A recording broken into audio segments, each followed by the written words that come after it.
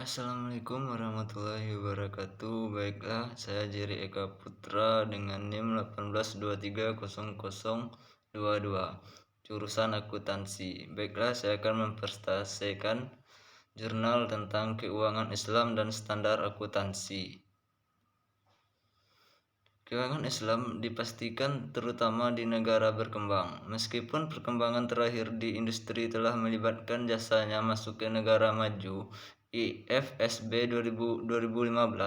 Dengan demikian, pertumbuhan keuangan syariah yang melonjak yang mencukupi 60 negara dari 14 yurisdiksi secara bersamaan meningkatkan kompleksitasnya dalam ukuran dan operasinya.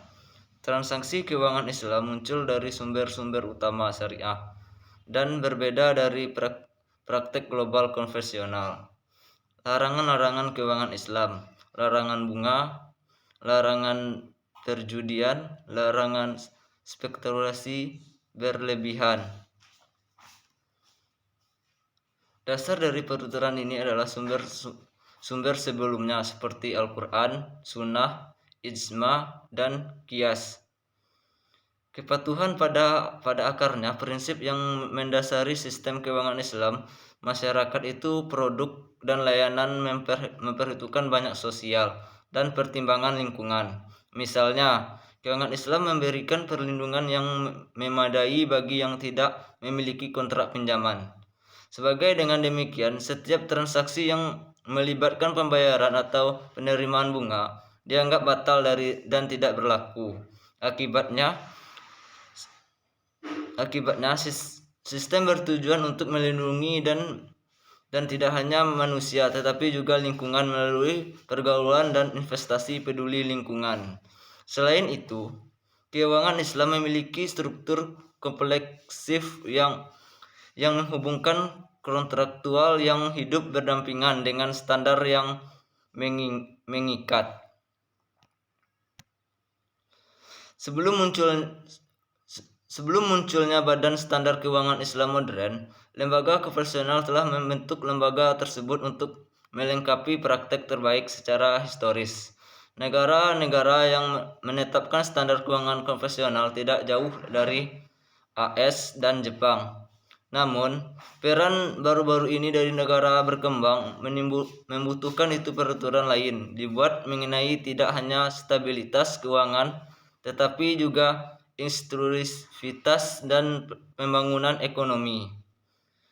Tujuan ini sesuai dengan pedoman dasar sistem keuangan Islam yang menekankan pada kelembagaan dan mazhab keuangan Islam yang menekankan pada kelembagaan dan mazhab wal-faris yang mana lebih dekat dengan modal Ismaili dan Chapra. Standar keuangan Islam diharuskan untuk mencakup tidak hanya sebuah peraturan yang berfokus pada peningkatan stabilitas, tetapi juga hanya menambah kondisi lain dan memberikan panduan yang sesuai meningkatkan inklusivitas dan mobilisasi sumber daya menuju pembangunan ekonomi. Standar keuangan Islam. Perspektif tentang standar keuangan saling terkait sebelum pencatatan, pelaporan, dan investasi yang sesuai transaksi keuangan balik nasional, regional, maupun global. Standar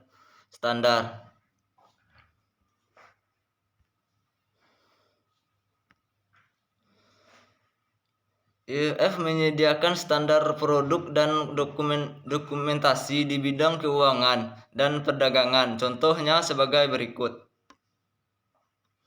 1. Organisasi akuntansi dan auditing Islam Lembaga Keuangan. 2. Dewan Jasa Keuangan Islam. 3. Pasar Keuangan Islam Internasional. Persamaan dan perbedaan lembaga AA, OIFI, IFSB, dan IIFM adalah semua organisasi internasional yang menyediakan standar, pedoman, catatan teknis, dan peraturan untuk operasional lembaga keuangan Islam. Badan-badan ini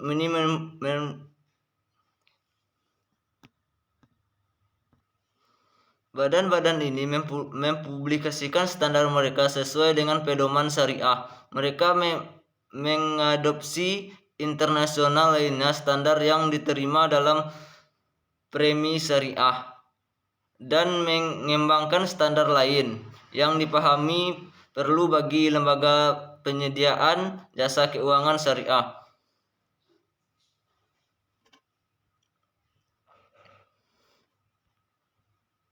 Perbedaan dari antara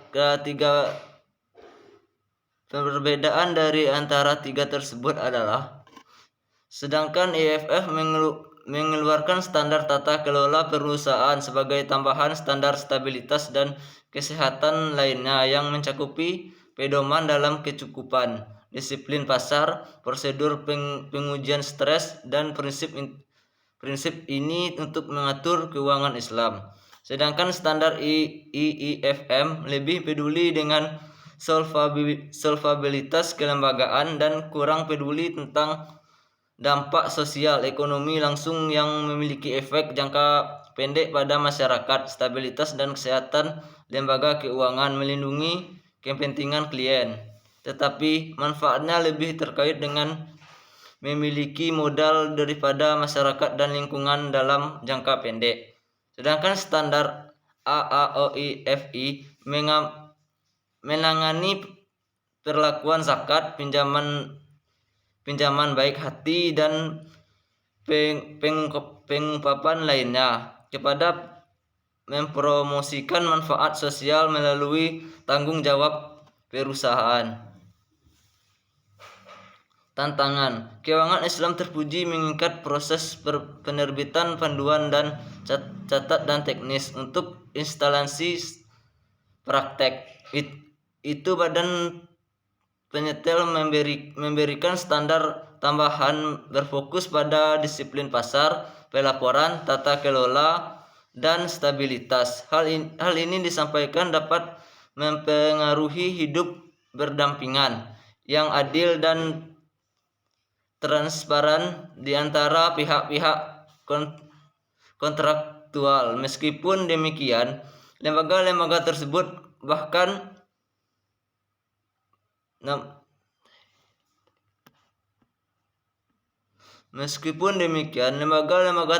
bukannya tanpa tantangan lain yang perlu dihadapi, ditunjukkan sebagai berikut. 1.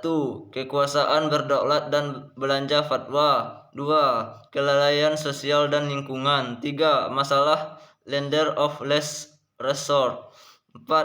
Harmonisasi dan praktek internasional. 5. Masalah kontrak keuangan Islam. 6. Kerjasama menuju adopsi. 7.